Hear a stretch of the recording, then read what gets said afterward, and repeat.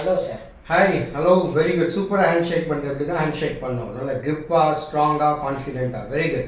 Pat use பண்ணி sentence form பண்ணியா? Sir, பண்ணிட்டேன் sir. ஒரு sentence சொல்லு. I go to football match. Wow, very good. கரெக்டாக pat யூஸ் பண்ணியிருக்க.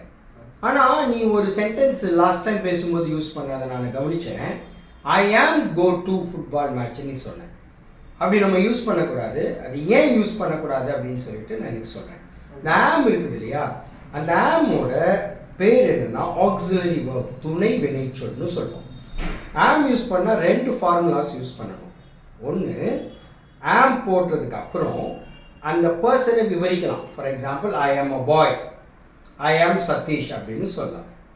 ரெண்டாவது, ஆம் போட்டு பக்கத்தில் ஒரு ஆக்ஷன் யூஸ் பண்ணனா அந்த ஆக்ஷனோட ஐஎன்ஜி யூஸ் பண்ணணும். verb ing, action ing. For example, I am coming, I am eating, I am writing. இப்போ இந்த ரெண்டு ஃபார்முலாஸை ஆம் போடும்போது ஃபார்ம் பண்ணணும், யூஸ் பண்ணணும். மறந்துடாத. ப்ரெசென்ட்டில் மட்டும்தான் ஆம் யூஸ் பண்ணுவோம், அதையும் மறந்துடாது. ஸோ இந்த மிஸ்டேக் இனிமேல் நீ பண்ணாத, பார்க்குறவங்களும் இதை பண்ணாமல் இருப்பாங்க. Okay, okay, all the best. Thank you. Thank you sir.